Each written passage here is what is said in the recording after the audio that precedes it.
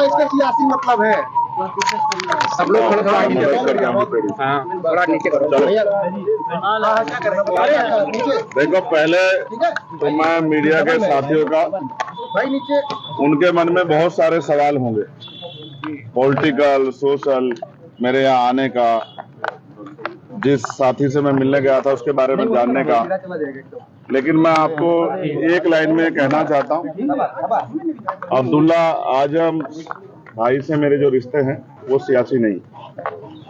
जब भी मैं किसी तकलीफ में रहा, आजम भाई का और इस पूरे परिवार का सहयोग मुझे हमेशा मिला, और आज मैं उसी रिश्ते को और मजबूत करने और अपने छोटे भाई से मिलने यहाँ आया था, जानने की उनकी क्या हाल है। मुझे बहुत खुशी हुई। मैं सोचता था कि जेल में है तो परेशान होंगे, लेकिन जिस ताजगी के साथ मुलाकात हुई, इससे ये पता लगता है कि वो बहादुर आदमी अपनी लड़ाई को लड़ रहे हैं, और जो हालात हैं वो उससे वो किसी छिपे हुए नहीं। मैंने उनके मुकदमे को भी पढ़ा है, ऑर्डर भी पढ़े हैं, किस तरह की चीजों में उनके सजा हुई भी पढ़ी है। मैं बस ये कहना चाहता हूँ मीडिया को के माध्यम से, जिनको कहना चाहता हूँ उनको चला जाएगा, सड़क से लेके और संसद तक हम इस लड़ाई को लड़ेंगे। हम इस लड़ाई को अकेले नहीं छोड़ेंगे, उनको, उस पूरे परिवार को, हमारा परिवार। आज जिस तकलीफ में है, हमें इस बात का दुख है कि सत्ता में बैठे लोग सत्ता के अहंकार में उनका दमन कर रहे हैं, और तमाम लोग इसका तमाशा देख रहे हैं। ये भी इतिहास में लिखा जाएगा कि जब एक परिवार को, जिसने लंबे समय सेवा की उत्तर प्रदेश की, कमजोरों की, मजलूमों की, आज अगर उसको जरूरत है तो सब लोग उनके इस दर्द में शामिल नहीं हो रहे। मुझे इस बात की तकलीफ है। और जिस तरह के फर्जी मुकदमे लगा के और तमाम चीज, जब वादी कह रहा है कि मेरा कोई नुकसान नहीं हुआ है, सरकार कह रही है कि हमने कुछ खरीदा नहीं है, लेकिन फिर भी सजा सजा सजा, रोज नए मुकदमे, ये सब ये साबित करती हैं कि ये सरकार की देखरेख में हो रहा है। जब मौका मिलेगा, आगे ताकत बढ़ेगी, इन सारे फर्जी मुकदमों की जांच कराई जाएगी, और फर्जी मुकदमे करने वाले उन अधिकारी कर्मचारियों का विशेष ख्याल रखा जाएगा जिन्होंने ये सब चीजें, इस अपराध को, ये गैर कानूनी है तो इलीगल है तो ये अपराध है, इस अपराध को खारिज करने में सरकार की मदद की। संयोग है कि आज आपकी अब्दुल्ला से मुलाकात हुई और आज अखिलेश यादव भी रामपुर में जो है इनके परिवार से मिल रहे हैं। क्या ये इसका क्या मतलब समझे? इसमें मैं क्या कह सकता हूँ? आप देखिए, ये उनका अधिकार है। अखिलेश जी बड़े अच्छे नेता हैं और आज उनको परिवार की याद आई, मिलने गए हैं, तो ये अच्छी बात है, जाना चाहिए। लेकिन मुझे मेरे छोटे भाई से मिलना था। मैं पूर्व विधायक जी से नहीं मिला, मैं अपने छोटे भाई से मिलने आया था, और मैं वचन दे कहता हूँ कि मैं परिवार के साथ खड़ा हूं। और मैं ये भी स्पष्ट कर देता हूँ आपको कि वो जुल्म के आगे टूटने वाला नहीं है, परिवार टूटेगा नहीं। मैंने उनकी वालिदा को देखा, पूर्व MP साहब को, क्या हालात थे उनके मैं जानता हूँ। लोग बताते थे कि उठ नहीं पाती थी, 2 लोग पकड़ के ले जाते थे बाथरूम, तब भी उन्होंने इतना जुल्म सहा, सिर्फ इसलिए कि आजम भाई की पत्नी है। अभी आपने कहा कि कुछ लोग साथ नहीं दे रहे हैं, किसकी तरफ इशारा था? नहीं, मेरा एडमिनिस्ट्रेशन और जो सिस्टम है उससे मैं वो कर रहा हूँ। आप अखिलेश जी की तरफ मत ले जाइए। मैं सिर्फ ये सिस्टम से सवाल खड़ा कर रहा हूँ कि जो सिस्टम है, न्यायपालिका पर हम भरोसा करते हैं, लेकिन अगर जज साहब कहें कि हम मजबूर हैं, हमारे ऊपर दबाव है, तो फिर न्याय कैसे मिलेगा? मुझे एक खतरा और है, ये मेरा पर्सनल है, मेरे बहादुर छोटे भाई ने मुझसे नहीं कहा।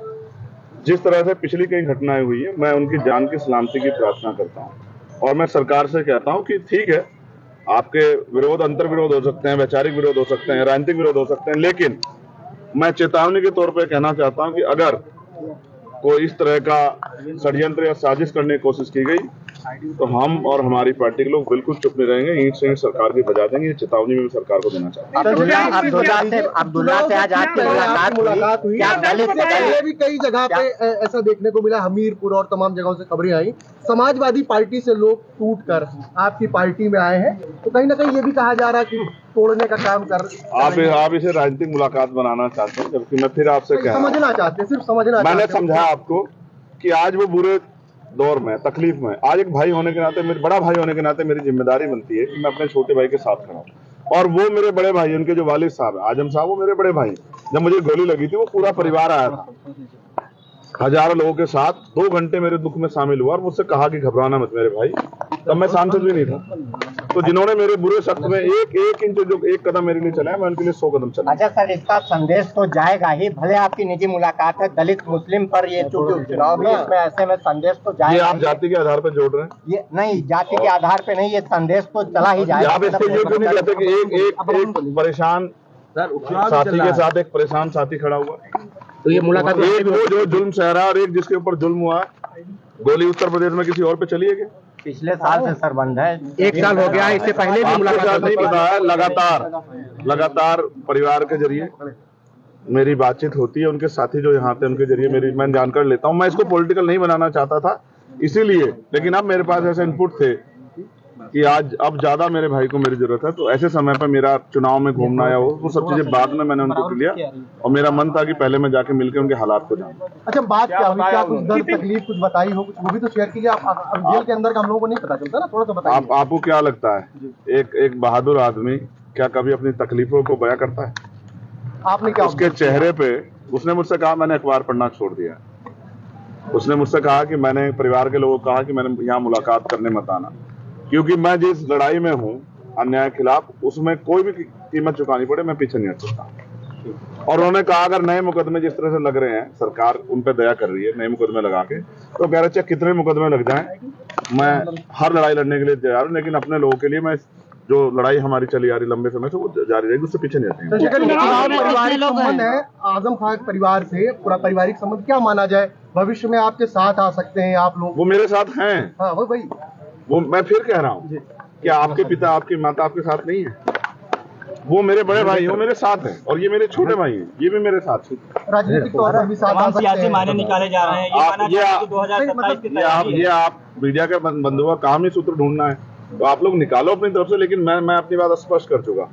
और राजनीतिक लाभ की वो होती या तो फिर मैं सीधे आजम भाई से मिलने जाता, लेकिन जहां जरूरत थी वहां गया। और बहुत जल्द जो है, मैं आपको फिर कहता हूँ कि ये बादल भी जो हैं, काले बादल भी हटेंगे, ये जो घनघोर बादल मुसीबत होगी ये भी हटेंगे, और एक दिन सवेरा भी आएगा और फिर से उतनी ताकत मिलेगी जिस ताकत के लिए हम लोग प्रयास कर रहे हैं।